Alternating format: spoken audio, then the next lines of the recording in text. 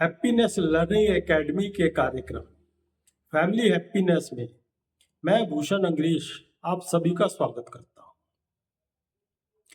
पिछले वीडियो में हमने पारिवारिक संबंधों में शब्दों का महत्व के बारे में जाना।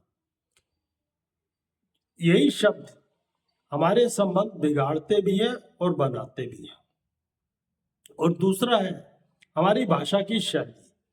कई बार हम शब्द तो अच्छे चुन लेते हैं, लेकिन वो ऐसी शैली में बोलते हैं कि दूसरे को चुभते हैं। जैसे हम किसी से टॉन्टिंग वे में बात कर रहे हैं, तो वो भी हमारे संबंधों को बिगाड़ते हैं। ये बात मेरे वीडियो से ही नहीं, आपके अनुभव से भी आपने जान ली होगी कि जब भी हम किसी से टॉन्टिंग वे में बात करते हैं या गलत शब्दों का इस्तेमाल करते हैं, गलत शब्दों का चुनाव करते हैं, तो हमारे रिश्ते बिगड़ते ही है। ये सब जानते हुए भी हम ऐसे शब्दों का इस्तेमाल क्यों करते हैं, ऐसे शब्दों का प्रयोग क्यों करते हैं, इसका क्या कारण है? इसी बात पर आज हम इस 15 वीडियो में चर्चा करेंगे। चर्चा से पहले मैं आपको अपने एक अनुभव की बात बताता हूँ। मेरे एक मित्र के बेटे की शादी हुई। शादी के 3-4 महीने बाद ही लड़की के माँ और मौसी वो आना शुरू हो गए और किसी ना किसी बात को लेकर आपस में लड़के को डांटना, फटकारना या उल्टी सीधी बातें कहना, ऐसा काम उन्होंने शुरू कर दिया। जबकि बात बीच में कोई ऐसी खास बात भी नहीं थी, लेकिन उनका ये रूटीन बन गया। हर महीने में, 1.5 महीने में आके वो ऐसी बातें लड़के को सुना जाती। तो जब मेरा दोस्त थोड़ा तंग आ गया तो उसने मुझसे बात की। तो मैंने कहा कि अब जब भी आए तो आप मुझे फोन कर देना। तो नेक्स्ट टाइम जब वो आई दोनों, तो उन्होंने मुझे फोन किया तो मैं पहुंच गया। क्योंकि मेरे दोस्त के साथ पारिवारिक रिश्ते हैं, इसलिए वो मुझे भी जानते थे। तो मैंने बात शुरू की, उनकी बात सुनी, क्या कह रहे हैं, किस बात से वो इतना आग बुगला हो रहे हैं। तो बात करने के बाद मैंने उनको ये बोला कि आप मुझे ये बताओ कि बेसिक प्रॉब्लम क्या है। तो दोनों कहने लगी कि लड़के और लड़की के आपस में सोच नहीं मिलती। तो मुझे बड़ा अचंभा हुआ। मैंने कहा सोच किसकी मिलती है? तो मैंने उनसे एक प्रश्न कर दिया। मैंने कहा आप कितने बहन भाई हो? तो थोड़ा सा नाराज हो गए। कहते इस बात से और हमारे बहन भाइयों से में क्या रिश्ता है? मैंने कहा बताओ तो सही। उन्होंने कहा हम 5 बहन भाई हैं। तो मैंने कहा आप पांचों की सोच या स्वभाव एक सही है? तो एक मिनट चुप करने के बाद कहने लगे नहीं। मैंने कहा आप पांचों बहन भाई एक ही माँ बाप की संतान हो, एक ही घर में रहे हो, एक ही माँ बाप ने प्यार दिया, एक सा ही खाना दिया, एक सा ही वातावरण था, फिर भी आप पांचों के स्वभाव में अंतर क्यों है? और ये दोनों तो अलग अलग परिवारों से है। जब आप 5 एक ही माँ बाप की संतान होने के बाद, एक ही वातावरण पलने के बाद, एक जैसा खाना खाने के बाद आपके स्वभाव अलग है, आपकी सोच अलग है, तो ये दोनों तो अलग अलग परिवारों से है। तो इनकी सोच कैसे एक जैसी हो सकती है? ये तो अलग अलग होती ही है। आप किसी को भी देख लो, 2 व्यक्ति कभी भी एक जैसे नहीं होंगे। आप प्रकृति पे नजर मार के देख लो। आप एक पौधे के 2 पत्ते ले लो, 2 फल ले लो, वो बिल्कुल अलग अलग होंगे। क्योंकि प्रकृति ने कोई 2 चीजें एक जैसी बनाई ही नहीं है। प्रकृति में एक सांचा एक ही चीज के लिए है, वैसी कोई दूसरी चीज है ही नहीं, तो हम कैसे एक जैसे हो सकते हैं? लेकिन जब हम अपने आप को अलग अलग समझते हैं, भिन्न भिन्न है, भिन्न भिन्न तो है ही, लेकिन जब हम भिन्न भिन्न तरह से एक दूसरे को देखते हैं तो हम करते क्या है कि दूसरा भी उसी तरह कार्य करे या दूसरा भी उसी तरह सोचे जिस तरह मैं सोच रहा हूं।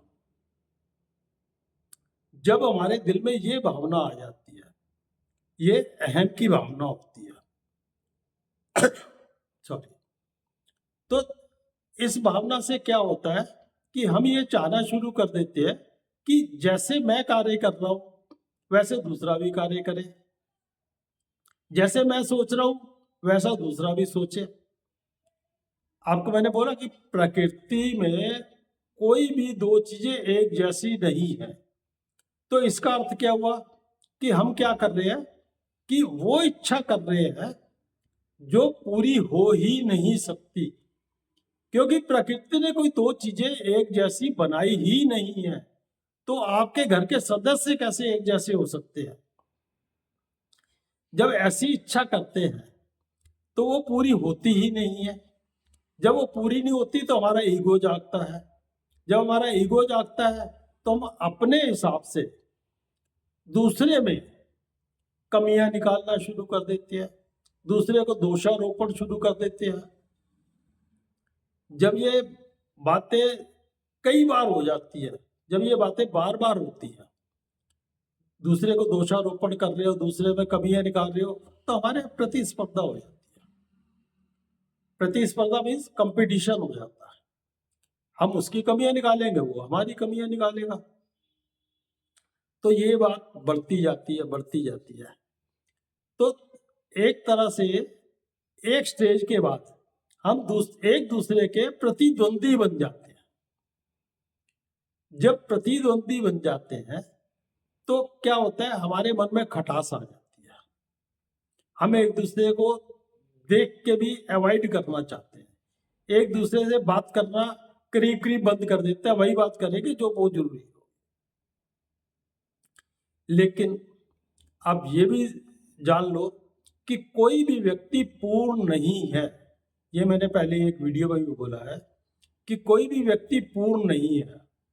जब वो पूर्ण नहीं है तो उसमें कमियां भी होंगी, और कुछ कमियां हैं तो कुछ खूबियां भी होंगी। तो यदि हम भिन्नता को ना देखते हुए इस बात को देखें कि इसमें क्या खूबी है, तो हम उसकी खूबी का प्रयोग कर सकते हैं। हम उसकी खूबी को बढ़ाने के लिए उसकी सहायता कर सकते हैं, उसको उत्साहित कर सकते हैं, वो उस खूबी को बढ़ा सकता है। जैसे कोई पढ़ने में बहुत अच्छा है, हम अगर उसकी खूबी को बढ़ावा देंगे तो और अच्छा पढ़ेगा, उसकी सहायता करेंगे तो और अच्छा पढ़ने में निकलेगा। ऐसी खेल में हो सकता है और किसी काम में हो सकता है। तो उससे क्या होता है कि हम एक दूसरे के पूरक की तरह बन जाते हैं। जब पूरक बनते हैं तो क्या होता है कि जिसकी खूबियां हैं हम उसकी खूबियों को बढ़ाने में उसकी सहायता करते हैं। और ये पूरक हम तभी बन सकते हैं जब प्रकृति का एक और नियम है, भिन्नता के नियम तो है ही, भिन्नता में भी अभिन्नता छाई हुई है, इसमें भिन्नता समाई हुई है। अभिन्नता कैसे है कि आपको सब लोग सोच में, स्वभाव में अलग अलग तो लग रहे हैं, उसमें खूबियां भी है तो उसमें कुछ कमियां भी है। लेकिन एक और चीज आप देखोगे कि प्रत्येक व्यक्ति में प्रकृति ने जन्म से ही कुछ गुण दिए हुए हैं, जिसे हम कह सकते हैं प्रेम है, दया है, न्याय है। ये हर एक में प्रकृति ने शुरू से ही, जन्म से ही भर दिया, ये हर एक में आपको मिलेगा। आप कोई भी व्यक्ति देख लो, अपने आप को देख लो या अपने परिवार में किसी को देख लो या मित्रों में देख लो, कौन ऐसा व्यक्ति है जो प्रेम नहीं चाहता, जो न्याय नहीं चाहता, जो दया नहीं करता? सभी ऐसे हैं, क्योंकि उनमें जन्म से ही ये चीज भरी हुई है। तो ये होती है कि सब में भिन्नता होने के साथ साथ एक रूपता भी है। और यदि हम व्यवहार में एक रूपता से शुरू करें, मतलब प्रेम से शुरू करें, उसके ऊपर कोई ऐसी बात हो तो दया भी करें, उसके साथ न्याय करें, तो क्या होगा कि उसकी खूबियां जो है और बढ़ेगी और हमारे आपस में रिश्ते अच्छे होंगे, प्रेम के रिश्ते होंगे और हमारे घर में खुशी का माहौल बनेगा, शांति का माहौल बनेगा, शांति का वातावरण आएगा। तो इसलिए भिन्नता में अभिन्नता देखते हुए, मतलब एक रूपता देखते हुए आप किसी के साथ व्यवहार करो तो आपके घर में खुशी और शांति का माहौल, वातावरण बड़े आसानी से बन जाता है।